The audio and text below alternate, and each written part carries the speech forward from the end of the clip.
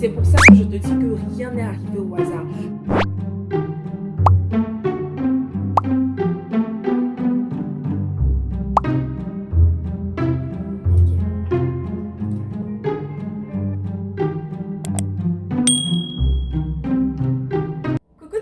Bonjour, bonsoir, ça fait super longtemps, tout dépend encore une fois de l'heure à laquelle tu vas regarder cette vidéo. Je suis super contente d'être là. Ça fait vraiment longtemps qu'on ne s'est pas vu, mais il y a eu beaucoup de choses qui se sont passées, etc. avec l'école. J'aurai le temps de vous raconter dans une autre vidéo. Aujourd'hui, je ne suis pas seule, comme vous pouvez le voir, je suis avec mon amie Désirée. Désirée, tu peux dire allô? Allô. Actually, c'est ma première invitée sur la chaîne, tu sais que je suis vraiment contente de t'avoir, ma chérie. Et puis on va parler de la conversion aujourd'hui. Fait que si tu es intéressé de savoir comment ça se passe, comment ça a été pour elle, peut-être comment ça a été pour moi aussi, les premiers pas en tant que vraiment converti, genre tu as vraiment accepté de donner ta vie à Jésus dans l'église, comment ça se passe, la comparaison avec les autres, etc. Reste concentré, puis on se retrouve tout de suite après l'intro.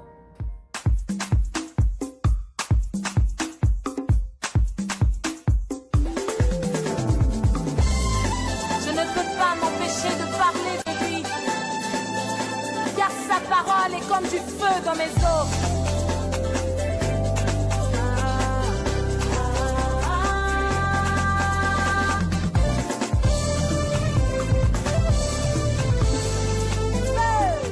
Donc nous revoilà, je vais laisser Désirée se présenter et puis elle va nous dire un peu comment c'était pour elle, est-ce qu'elle a grandi dans l'église, donc est-ce que depuis toute petite elle allait à l'église et puis à quel moment on parle de la véritable conversion, donc quand est-ce qu'elle a vraiment décidé de donner sa vie à Jésus, non parce que tout le monde allait à l'église mais vraiment quand elle a fait une expérience avec Jésus et puis elle a décidé de l'accepter comme son Seigneur et Sauveur. Daisy, tu peux te présenter?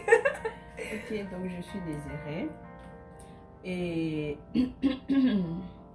comment pour moi la conversion s'est passée? J'aimerais dire que pour moi c'était pas comme un processus, c'était plus un processus, disons. Ça s'est pas fait en une fois et ça s'est fait en un processus, donc en plusieurs étapes. Donc depuis petite, je dois dire que j'ai grandi dans une famille qui était pas réellement chrétienne, mais à un moment donné, maman et nous tous on allait à l'église, sauf mon père. Donc ça fait qu'on allait à l'église avec maman parce que maman allait là-bas, c'est ce qu'on connaissait. Donc on essayait d'aller avec maman et tout et tout.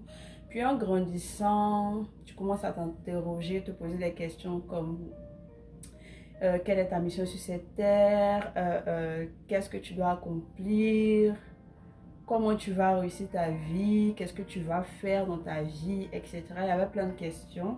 Donc c'est dans ce questionnement-là qu'on va dire que Dieu m'a trouvé, en fait, je vais le dire comme ça. Donc je me posais des questions et c'est comme si la confession à laquelle j'appartenais ou où j'étais, je n'arrivais pas à avoir ces questions-là là-bas, en fait, on va dire.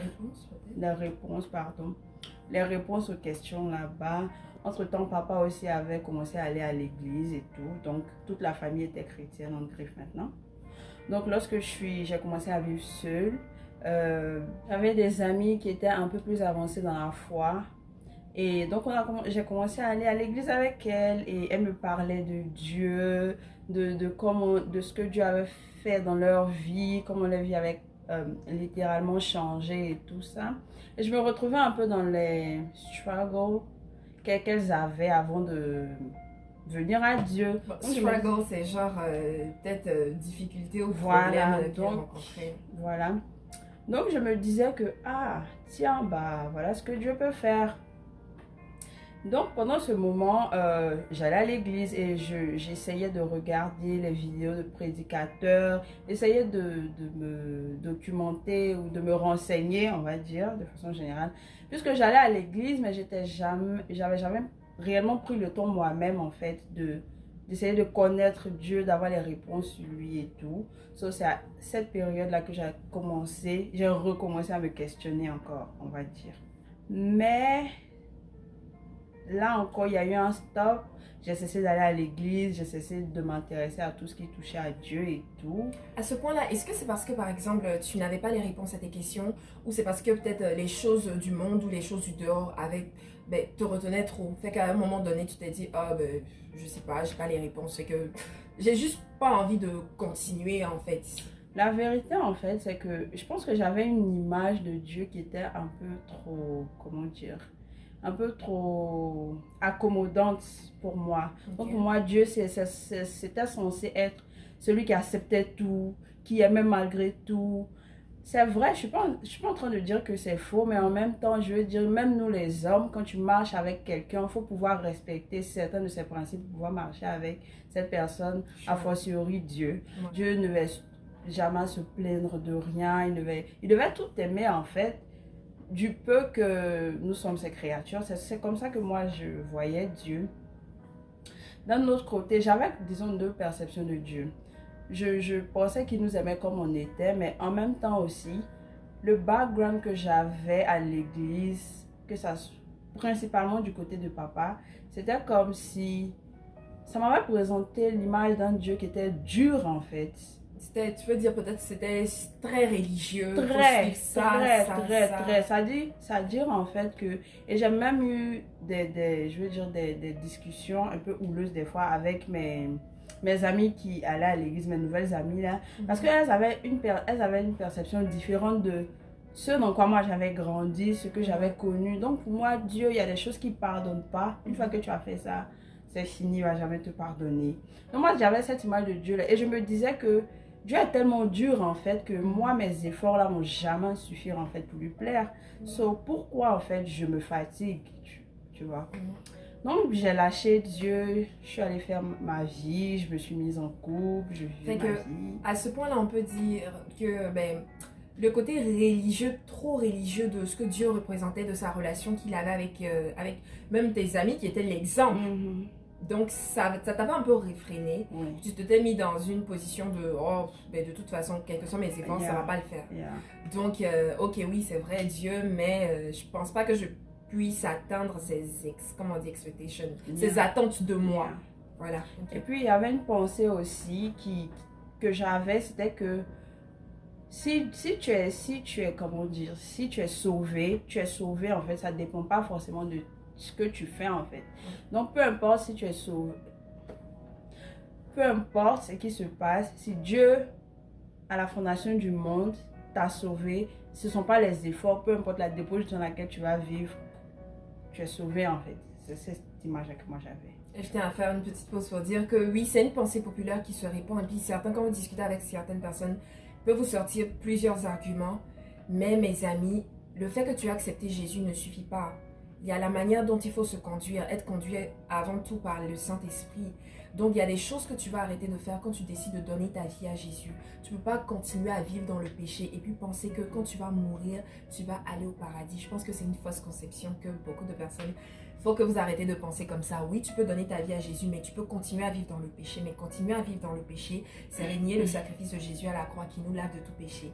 Fait que ça là, ça ne va pas t'emmener au paradis forcément. Tu peux continuer, ma chère. Et oui, j'aimerais dire que dans tout ce processus-là, Dieu m'a jamais laissé en fait. Je tiens à le préciser parce que partout où j'étais, les milieux dans lesquels j'étais quand même entourée de personnes qui étaient de vrais chrétiens. Pas forcément religieux, mais chrétiens. Parce que mes amies, elles étaient réellement chrétiennes en fait. Elles me parlaient de l'amour de Dieu, de comment Dieu pouvait te pardonner. Parce que moi, des fois, j'expliquais, mais j'ai fait un truc il y a telle année. Moi, on m'a dit que Dieu va jamais me pardonner. Ça dit, mais non. À la minute où je demande pardon, Dieu t'a pardonné. I was like, non, c'est trop facile. J'aimerais rappeler le verset qui dit qu'il n'y a plus de condamnation pour celui qui croit en Christ. Et c'est vraiment un verset très fort. Et même pour les personnes en fait qui donnent leur vie à Jésus, pendant des années en fait, elles continuaient à se ressasser à cause des accusations du diable de « Oh, tu as fait ça, chaque fois demander pardon. » Mais la Bible dit qu'il n'y a plus de condamnation pour celui qui croit. Amen. Amen.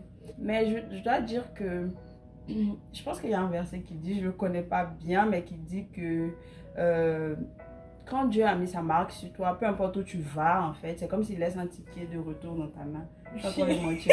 Ok, c'est un pasteur qui a dit, c'est pas un verset. Il y a dans les chercher le ticket de retour là, et tout ça, c'est trop ivoirien. Donc, fait que pour faire un résumé, déjà, elle avait une mauvaise conception en fait de la relation que Dieu a avec nous, au travers de ce qu'elle pouvait voir en fait dans l'église, dans une église qu'elle fréquentait, et puis au travers des personnes qui étaient dans cette église-là, mais qui lui parlaient de Dieu. et au travers de qui elle s'était intéressée, elle avait commencé à s'intéresser à la chose.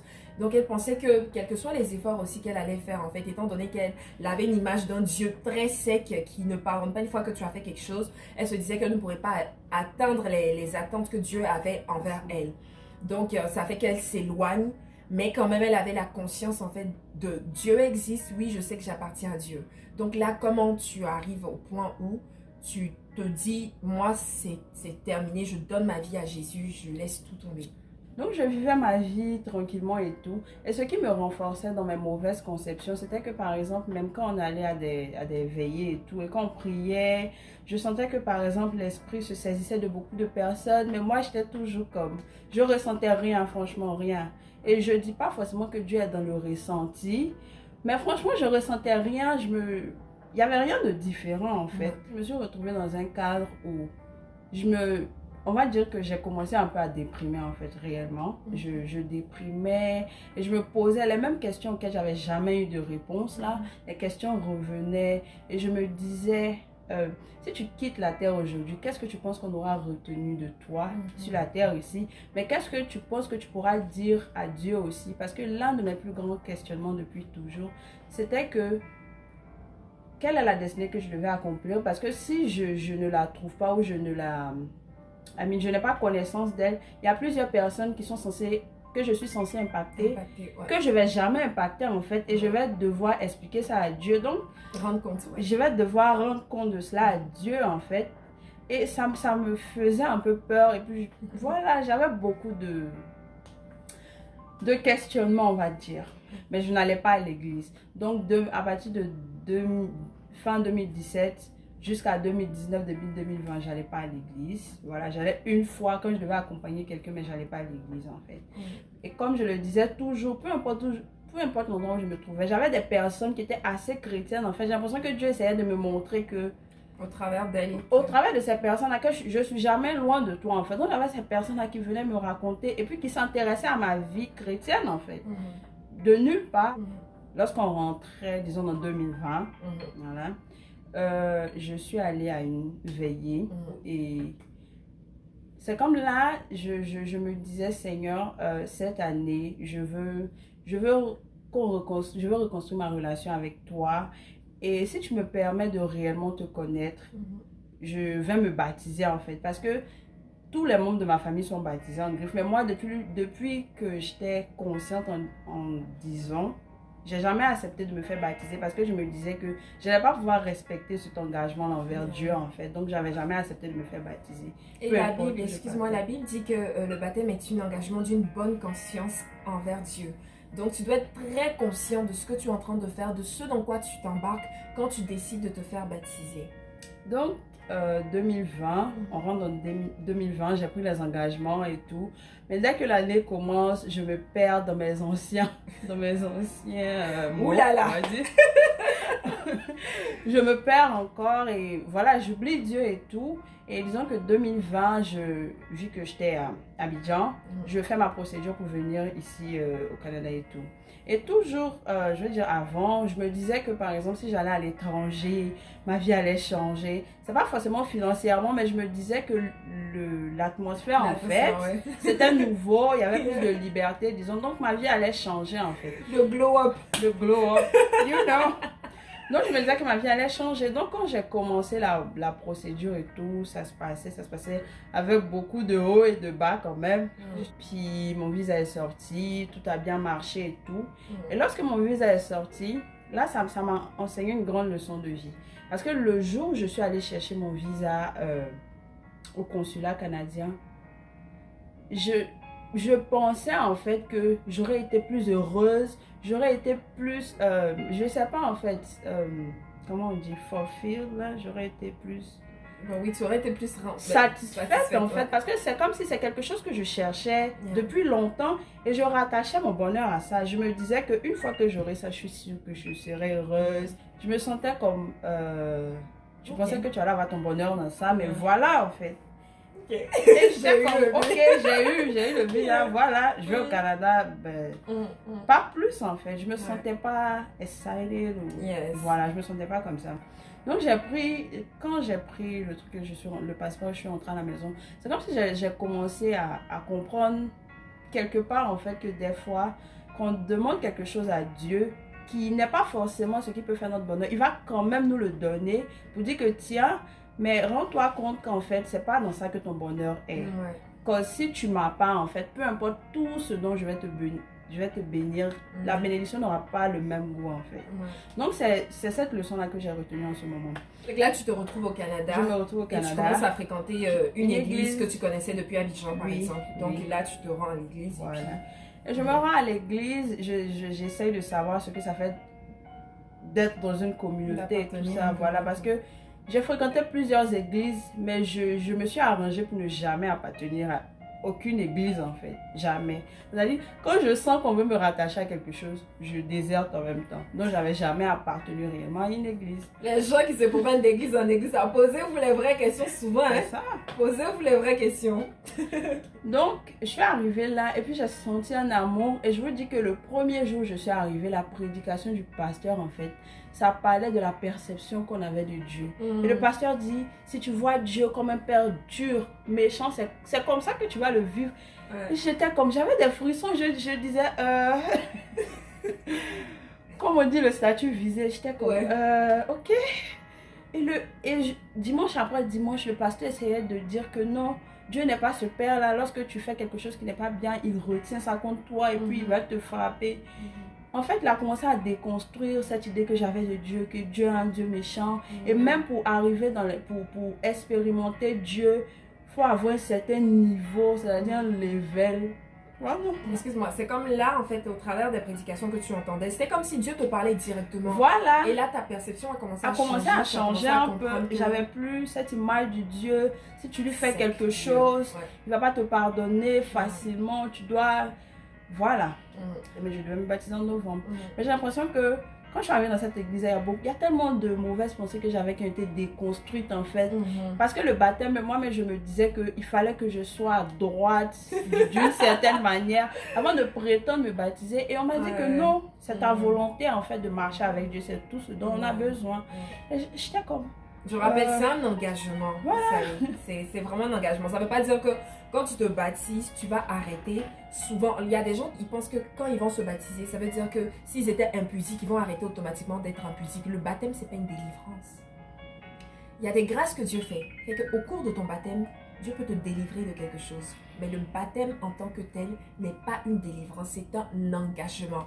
C'est juste l'engagement de, ok, je prends la décision de marcher avec Jésus, de marcher avec Dieu. Je lui donne ma vie, je le reconnais comme mon Seigneur et Sauveur personnel. Devant tout le monde, devant ta famille, devant ta communauté, devant tes amis, devant le diable et devant ses démons. Donc c'est un engagement très à prendre, très au sérieux. Tu peux aller ma chérie.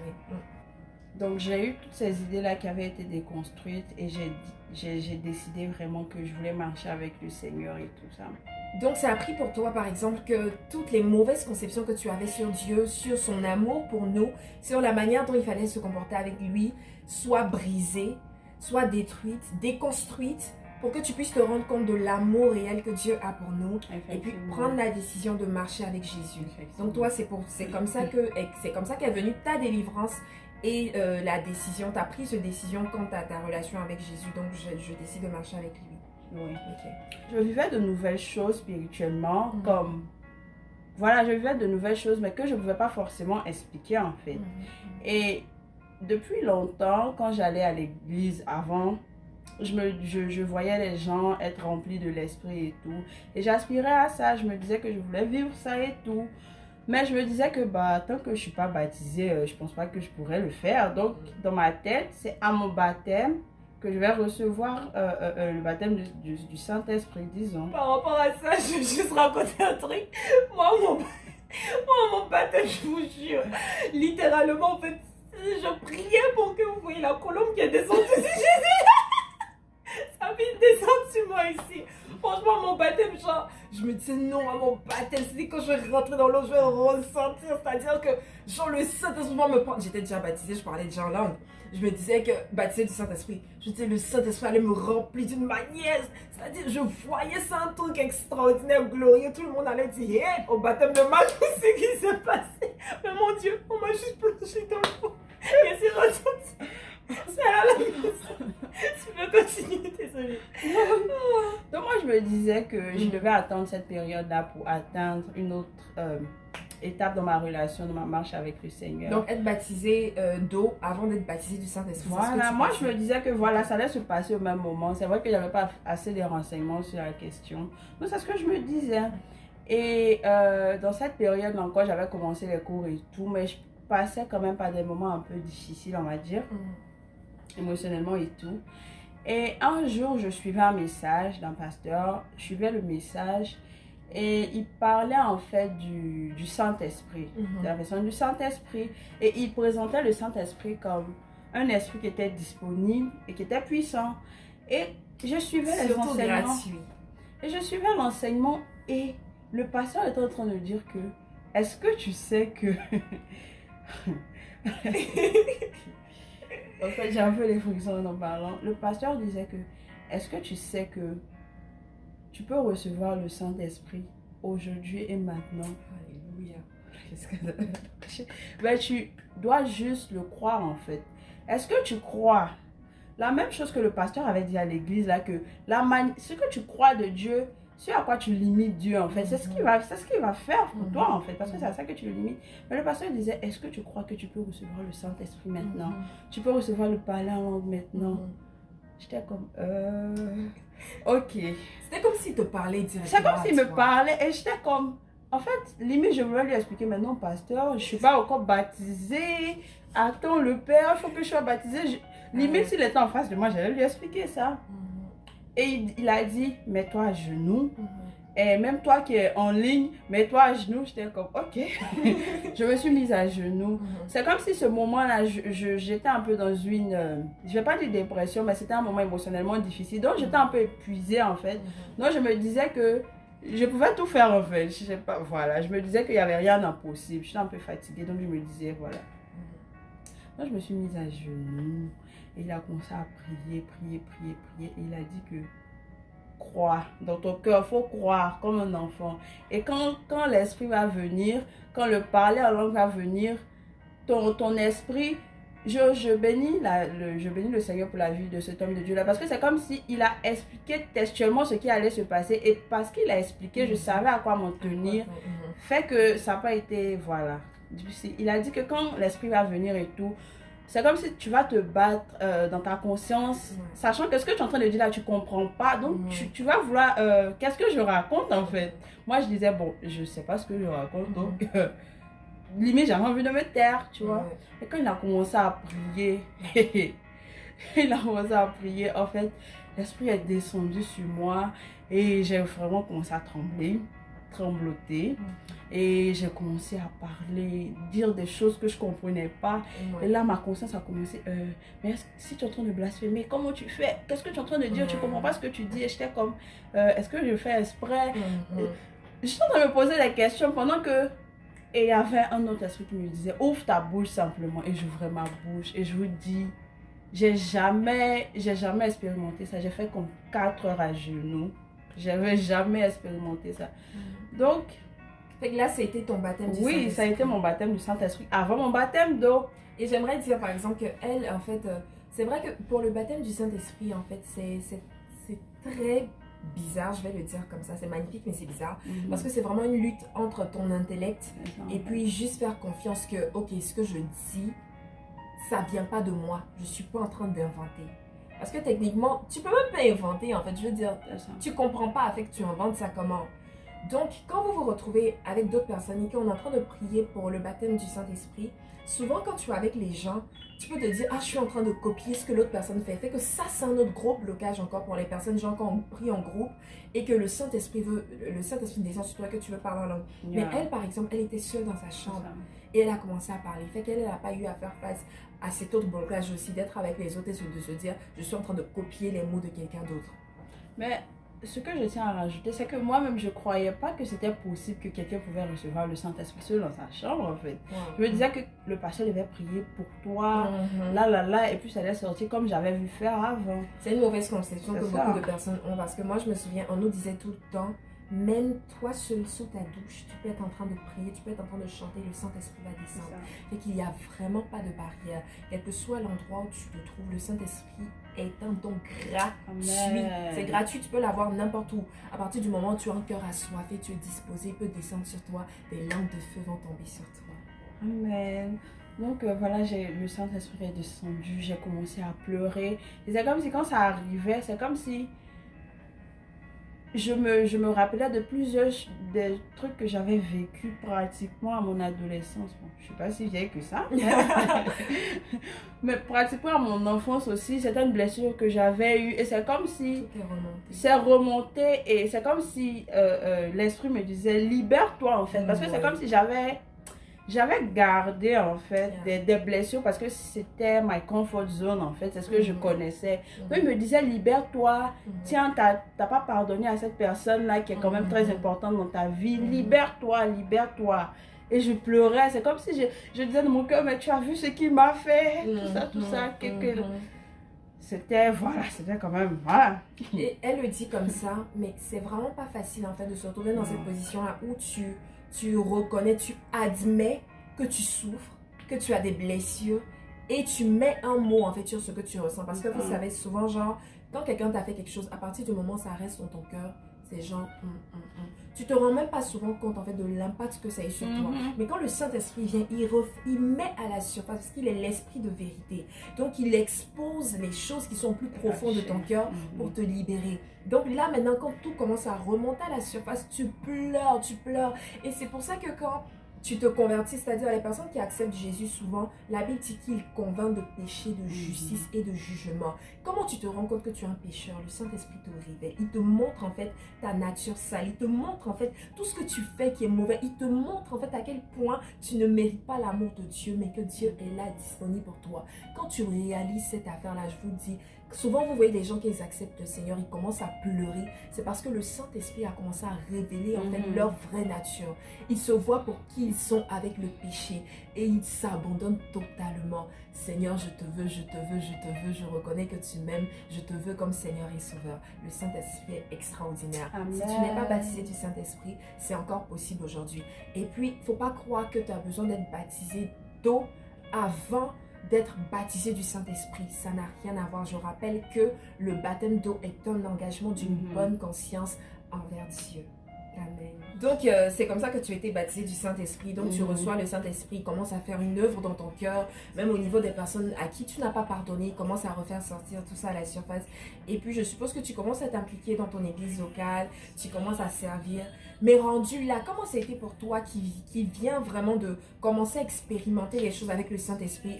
On peut dire qu'il commence vraiment ta vie chrétienne en fait, de te retrouver avec tout ce monde-là, sûrement des personnes qui ont plus d'expérience que toi. Même au niveau du parler en langue, tu sais, genre en assumant tes barrières-là, tu vois, tu entends quelqu'un, la personne dit beaucoup de mots. Et puis toi, tu répètes juste 2 mots, tu répètes juste 2 mots. En fait, même comment ça a été de t'impliquer et puis de commencer à grandir, de continuer à grandir, de dépasser les barrières, en fait, surtout de la comparaison. Au niveau de l'église locale, il faut savoir que j'avais jamais, comme je disais, appartenu à une communauté, voilà, comme ça.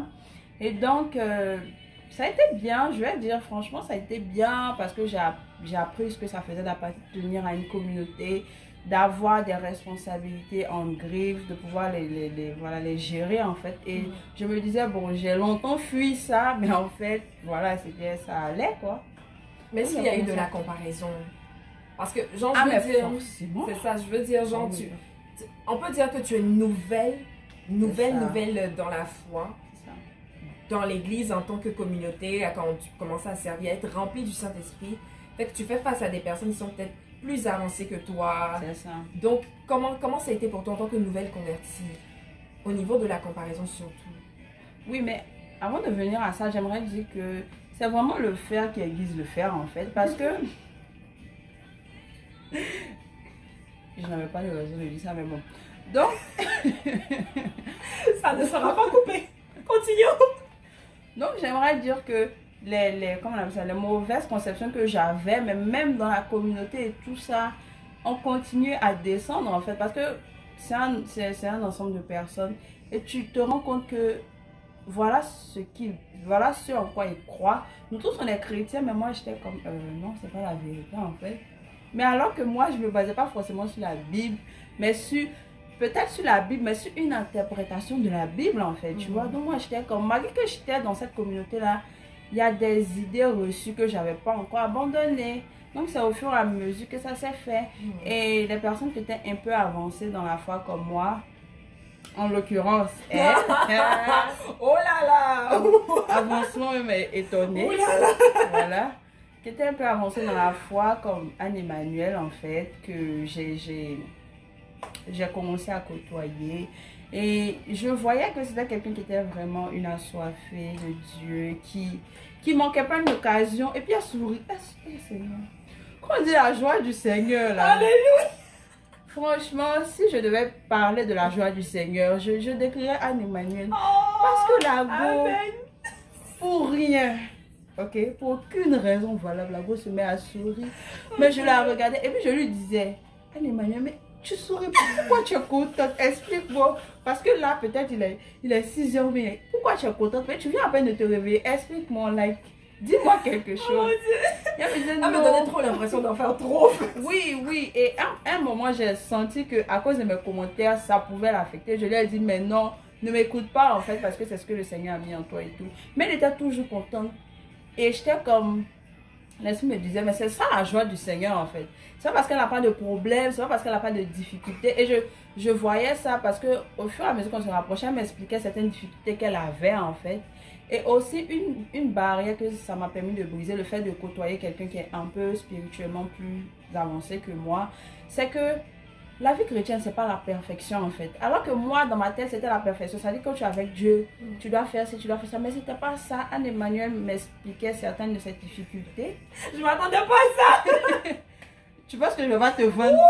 Je vais te vendre un peu. Elle m'expliquait certaines de ses difficultés. Et je me disais, mais voilà en fait, c'est le Seigneur qui aide. Et quand elle m'expliquait, elle me disait toujours qu'elle se reposait sur le Seigneur. Elle savait qu'avec la force du Seigneur, ça allait aller. Et j'étais comme, ah ok. Donc, c'était ça. Puis, ouais, oui, c'est ça en fait. Fait que ça t'a aidé d'être avec quelqu'un qui avait voilà, plus d'expérience que toi. Oui. Vous te rendre compte aussi que genre, on passait tous par les mêmes difficultés. Oui. Donc, désolée, le pub YouTube, ça ne sera pas coupé aussi. Ce sont les réalités de la vidéo. Fait que ça t'a aidé d'être avec quelqu'un qui... Oui. Tu t'es rendu compte que maintenant, ben, on vit tous les mêmes affaires et tout ça. Oui. Donc, t'as pas besoin d'être vraiment parfaite pour suivre le Seigneur. Non, moi et la perfection, vraiment. Fait que, en tout cas, sortez de ça parce que Dieu n'est pas dans les codes. Dieu n'est vraiment pas dans les codes. La même manière dont il travaille avec moi, c'est pas la même manière qu'il va travailler avec elle, etc., etc.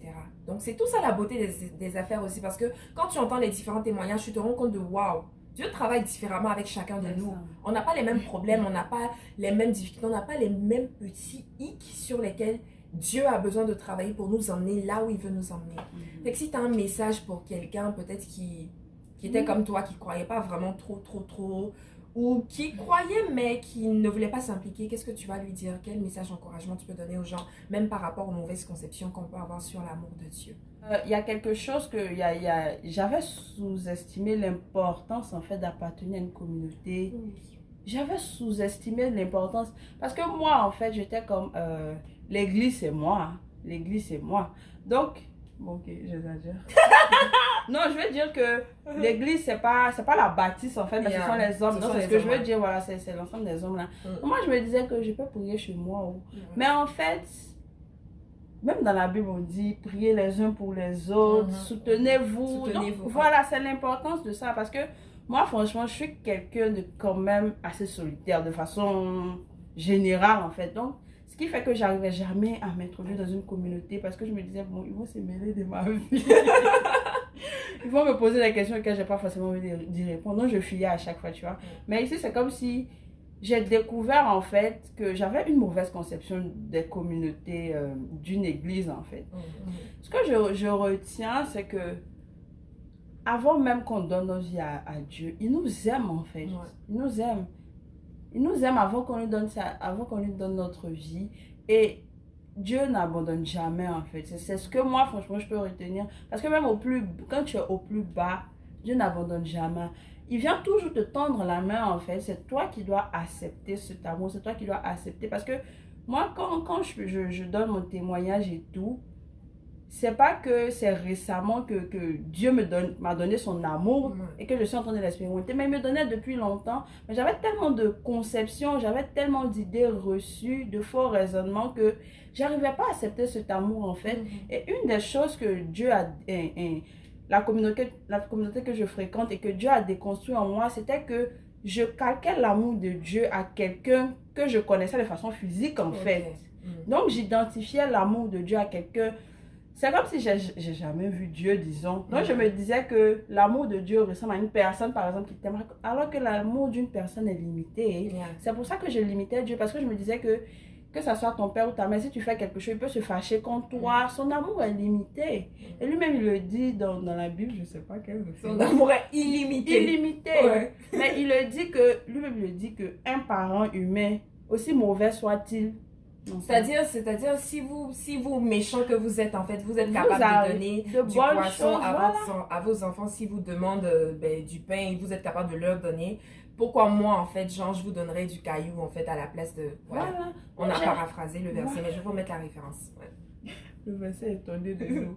Donc, j'ai compris, en fait, que le seul truc, c'est d'accepter l'amour de Dieu, de se dire qu'il t'aime, il t'aime tel que tu es, que tu sois, peu importe ce que tu fais, il t'aime tel que tu es. Et il est jamais trop propre en griffe pour éviter d'aller te chercher où tu es dans la boue. Dieu n'a pas peur de se salir, il t'aime, il a donné sa vie pour toi.